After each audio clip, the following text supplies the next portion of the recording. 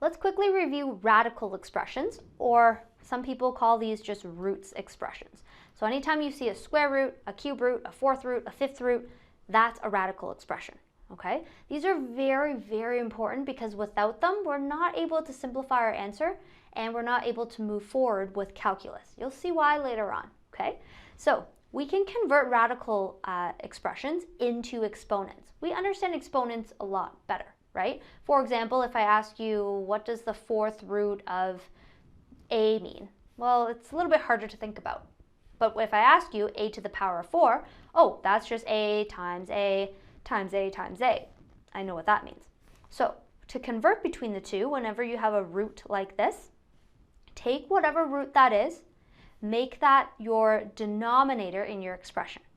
And if you have some power, so a to the m or to the m outside, that becomes the numerator of your exponent. Okay, so for example, if you have the fourth root of a to the 5, okay, this is going to become your denominator, so it's a to the something over 4, and your exponent is going to become your numerator, so it's a to the 5 over 4, okay? And if you don't have an exponent, so let's say it's just square root of a, we're lazy math people, so that's technically a 2, but when it's a 2, we don't write that. You just have to know it's a 2. So this is a to the 1 over 2. Okay, so square root of a is a to the 1 over 2. There are some special cases that I need you guys to remember for me.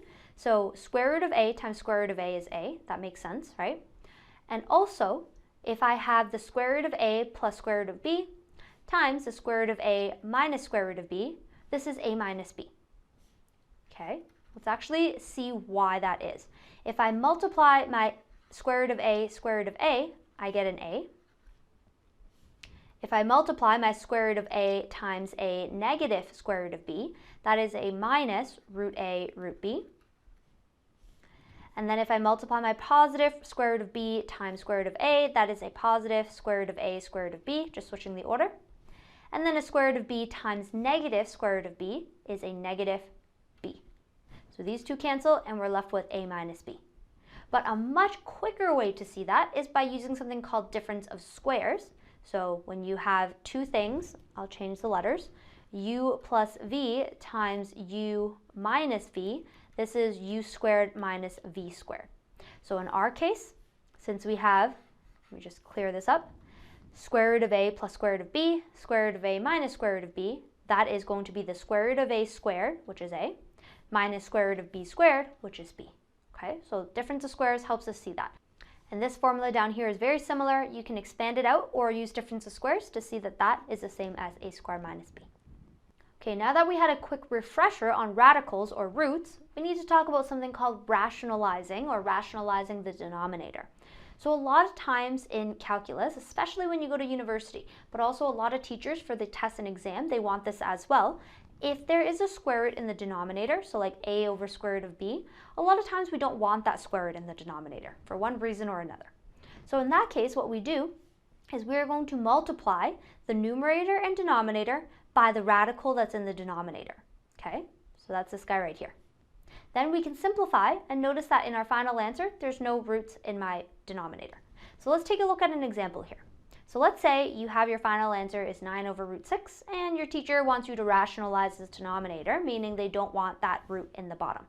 Then what I'm going to do is I'm going to take my 9 over root 6, but then I'm going to multiply it by root 6 over root 6. It's like, why are we doing this? Well, first of all, root 6 over root 6 is 1. Multiplying something by 1 means that I'm not changing the question. I can't actually change my final answer, but I want to do this so that I can multiply. And in my numerator, I will get 9 root 6. But in my denominator, remember, root a times root a is just a.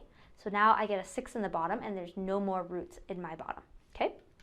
And then now you can do more simplifying if you can. So 3, for example, goes into both 9 and 6, and it's going to leave me with a factor of 3 and a factor of 2. So this final answer is 3 root 6 over 2. What if your denominator has more than one square root? So this is case 2 here. For example, a over root b minus root c. In that case, we want to multiply the numerator and the denominator by something called the conjugate of the radical. So if I notice in my case 2 over here, I have the square root of b minus the square root of c. What I'm going to do is I'm going to multiply numerator and denominator by square root of b plus square root of c. Okay? So notice that I flip the sign of whatever's in between the two terms. So if it's a minus, I turn it into a plus. If it's a plus, I turn it into a minus. That's what this conjugate means, okay? It means change the sign or flip the sign between the terms, okay? And then I can expand and notice that in the bottom here, you won't have any more radicals. So let's take a look at this example. The example is 3 over square root of 5 minus square root of 6. Well, I don't like square roots in my denominator, and a lot of times your teacher will tell you to rationalize, or there will be a reason for you to do this, which we'll see later on. So I'm going to do, keep the term the same, but then let's multiply by the conjugate, which is square root of 5 plus square root of 6. I need to switch the sign. I'm flipping it, okay? So square root of 5 plus square root of 6. Again, multiplying by this is the same as multiplying by 1, which doesn't change the question. But then now I can simplify.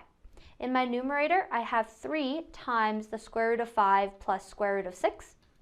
In my denominator, I can use my difference of squares. A minus b times a plus b is a squared minus b squared. So that's 5 minus 6. And then I can further simplify this.